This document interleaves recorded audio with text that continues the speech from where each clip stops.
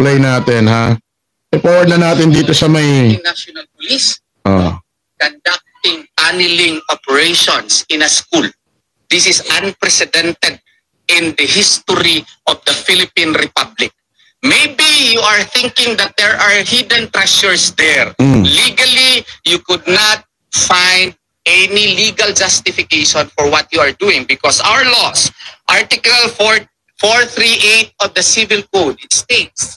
Dito, ito nakakapagtaka mga kababayan. Itong pahayag ni Attorney Torion. Baka raw itong mga kapulisan natin kaya nagdidrill sa ilalim, naghuhukay, baka raw naghuhukay ng kayamanan. Ngayon nagbusa siya ng batas na kung sakaling may mahanap daw dyan na ginto, hindi raw po pwedeng mapa sa gobyerno o mapunta kala Tore or sino mga pulis dyan.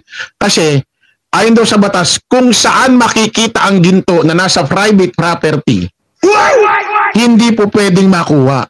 Nagtataka ako, bakit nagbigay ng paliwanag ng ganito si Torion? Una-una, bakit magbibigay ka ng ganitong pahayag kung wala namang ginto dyan? Anong meron? Bakit? Baka naman meron, kaya ka nagbigay ng ganyang statement. Pinangungunahan mo na kasi puti kahit maghukay sila ng maghukay dyan, kung wala namang ginto dyan, bakit magbibigay ka ng ganyang statement? Anong meron? Nako? Ha? Hindi kaya, alam mo, Attorney Torion, ha? Ito, sasabihin ko sa'yo. Ako, di ako abogado, pero putik, pakinggan mo sasabihin ko. Sabi mo dito, merong batas, ituloy muna natin, bago natin i-debunk to si attorney. Makinig ka, attorney, ako di abogado, ha? Pero i-cross-examine kita. Pakinggan mo, manood ka.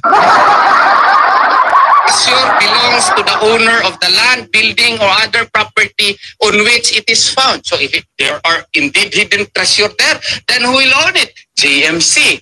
Okay, debunk natin to mga kababayan.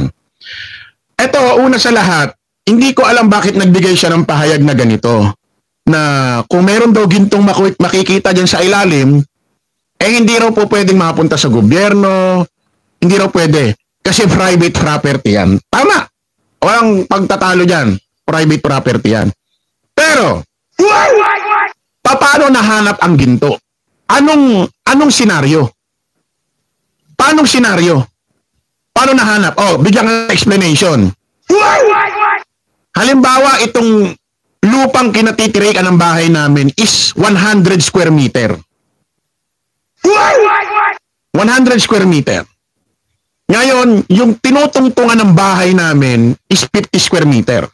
So may bakuran akong 50 square meter. Kasi ang tinatayuan lang ng bahay namin is 50 square meter eh. So may natitirang 50 square meter. Yun yung bakuran namin. Ngayon, naglalaro yung anak ko. May mga hinuhukay-hukay silang lupa. Halimbawa, naglalaro sila ng Jolen. May nahukay yung anak ko na ginto. Nasa ilalim ng lupa. Private property namin yan. Yung ba yung sinasabi mo na po pwedeng walang makakuha? Walang makakuha sa amin yun kasi nakita sa private property. So sa amin yun. Pwede tayong mag-ano doon. Wala tayong pagtatalunan doon. So ibig mo sabihin, pwede lang makuha ng gobyerno yan kung nakuha yan sa isang lupa na kung saan ang nagmamayari yung lupa na yan government properties. Yung siguro po pwede mong mapunta sa gobyerno. Pero, makinig ka. Makinig ka, attorney. Kung may matatagpo ang mga ginto dyan sa ilalim ng KOJC underground, pero hindi sa lupa nakuhukay at hindi aksidente at ang makikita ay bulto-bultong ginto, kahit private property, pwede kayong ma-question dyan. Bakit? Saan galing yan? Buti sana kung sa lupa nakita nyo. Lupa. Lalo na aksidente. Pero, kahit nakita sa loob ng bahay ng KOJC compound dyan, sa ilalim ninyo, pero napakaraming ginto, pwede kayong ma-question dyan. Bakit? Saan galing yan?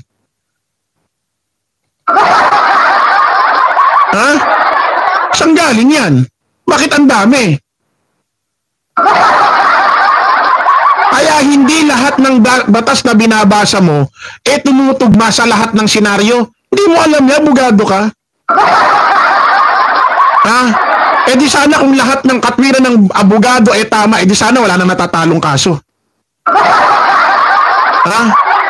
Ano? Conducting tunneling operations in a school. This is unprecedented in the history of the Philippine Republic. Maybe you are thinking that there are hidden treasures there. Legally, you could not find any legal justification for what you are doing because our laws, Article 438 of the Civil Code, it states, Dito, ito nakakapagtaka mga kababayan. Itong pahayag ni Attorney Torion, baka raw itong mga kapulisan natin kaya nagdidrill sa ilalim, naghuhukay, baka raw naghuhukay ng kayamanan. Ngayon nagbasa siya ng batas na kung sakaling may mahanap daw dyan na ginto, hindi raw po pwedeng mapa sa gobyerno o mapunta kala Tore or sino mga pulis dyan. Kasi ayon daw sa batas, kung saan makikita ang ginto na nasa private property, hindi po pwedeng makuha. Nagtataka ako, bakit nagbigay ng paliwanag ng ganito si Torion? Una-una, bakit magbibigay ka ng ganitong pahayag kung wala namang ginto dyan?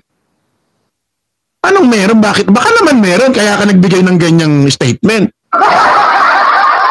Pinangungunahan mo na kasi puti kahit maghukay sila ng maghukay dyan, kung wala namang ginto dyan, bakit magbibigay ka ng ganyang statement? Anong meron? Nako? Ha? Hindi kaya, alam mo, Attorney Torion, ha? Ito, sasabihin ko sa'yo. Ako, di ako abogado, pero putik, pakinggan mo sasabihin ko. Sabi mo dito, merong batas, ituloy muna natin, bago natin i-debunk to si attorney. Makinig ka, attorney, ako di abogado, ha? Pero i-cross-examine kita. Pakinggan mo, manood ka. Belongs to the owner of the land, building, or other property on which it is found. So if there are indeed hidden treasure there, then who will own it? JMC. Okay, debunk natin to mga kababayan. Ito, una sa lahat, hindi ko alam bakit nagbigay siya ng pahayag na ganito. Na kung meron daw gintong makikita dyan sa ilalim, hindi raw po pwedeng mapunta sa gobyerno, hindi raw pwede. Kasi private property yan. Tama. Walang pagtatalo dyan. Private property yan. Pero, paano nahanap ang ginto? Anong senaryo? Paano senaryo? Paano nahanap? Bigyan ng explanation. Halimbawa, itong lupang kinatitirikan ng bahay namin is 100 square meter. 100 square meter. Ngayon, yung tinutungtungan ng bahay namin is 50 square meter. So may bakuran akong 50 square meter. Kasi ang tinatayuan lang ng bahay namin is 50 square meter eh. So may natitirang 50 square meter. Yun yung bakuran namin. Ngayon, naglalaro yung anak ko. May mga hinuhukay-hukay silang lupa. Halimbawa, naglalaro sila ng Jolen.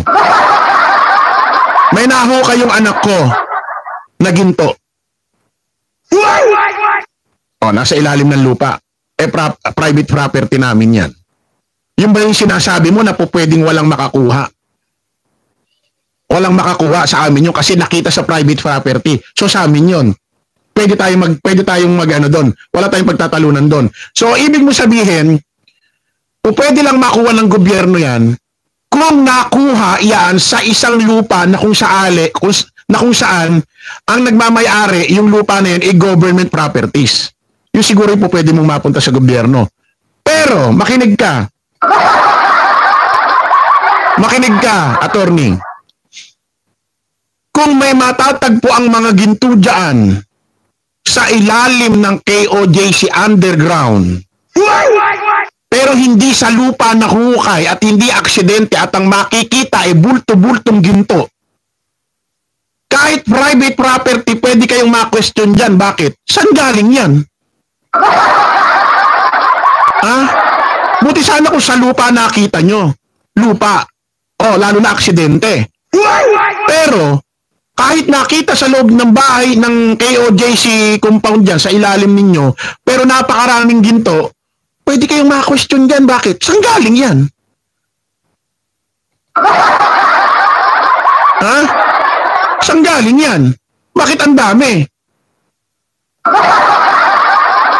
Kaya hindi lahat ng batas na binabasa mo, tumutugma sa lahat ng senaryo. Hindi mo alam yan, abogado ka. Ha? Di sana kung lahat ng katwiran ng abogado tama, di sana wala nang natatalong kaso. Ha? Ano?